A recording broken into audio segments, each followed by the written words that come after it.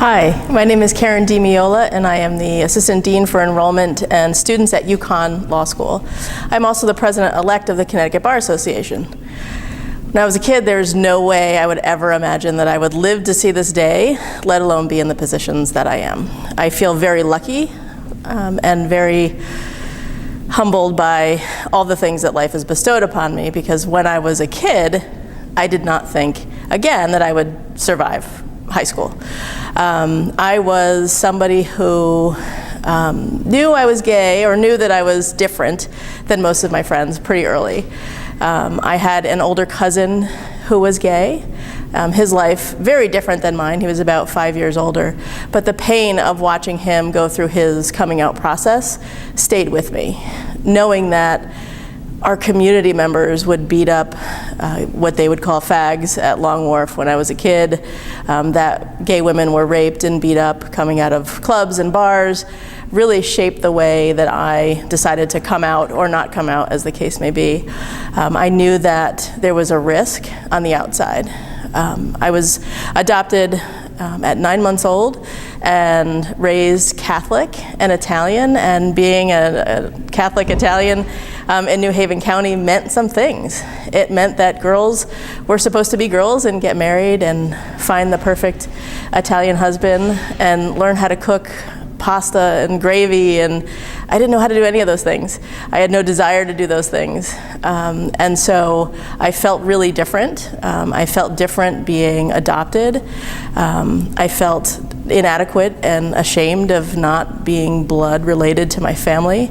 And anything that added to that mix really caused me a lot of anxiety and a lot of shame. And so I didn't come out at all to my family until I was probably 18. And I think I did something ridiculous, like say to my mother, "Hey, by the way, I'm going to New York Pride."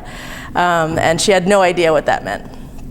And so lots of conversations about the Bible and what that meant to be gay and to be Catholic. And it was a real struggle to sort of figure out how those pieces of my identity fit, what that meant. How do I go through the world being afraid and ashamed of who I was? It wasn't a great place to be. I was very lucky in that I had support systems around me, my sister, my friends. We had a softball team, which I suppose is stereotypic at this moment, but that team gave me great inspiration and great empowerment, and I felt like a human being for the first time and forever.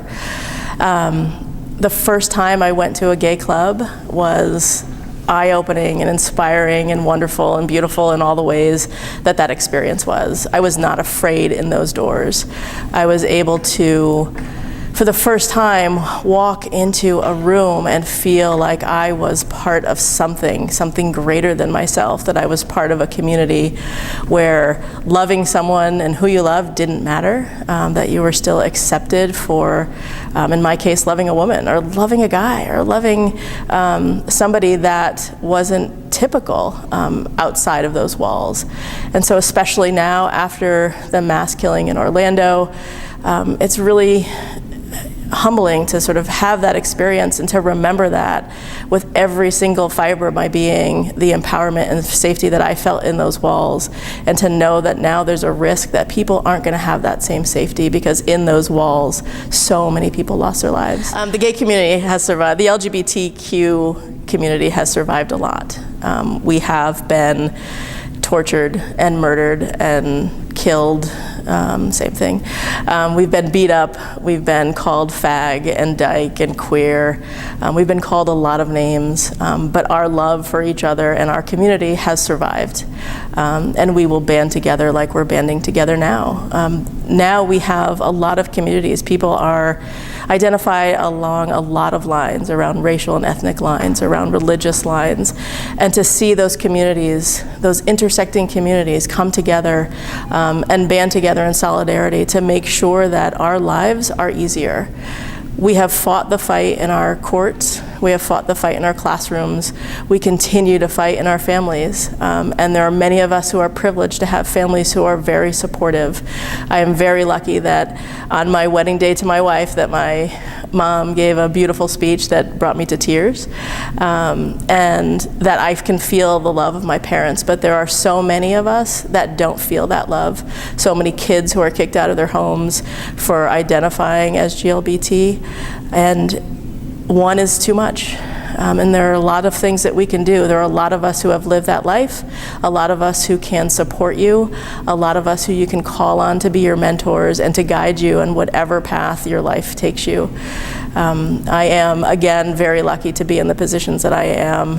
I credit that to every club I ever entered, to every softball game I ever played, to every friend who led me along the way, to my family, to my coworkers, to the attic of the Women's Center at the University of Connecticut that allowed me to join a group called Lesbian Connections, because that's what we had. We find communities where we are. There will always be a community where you are, and it will always, always get better.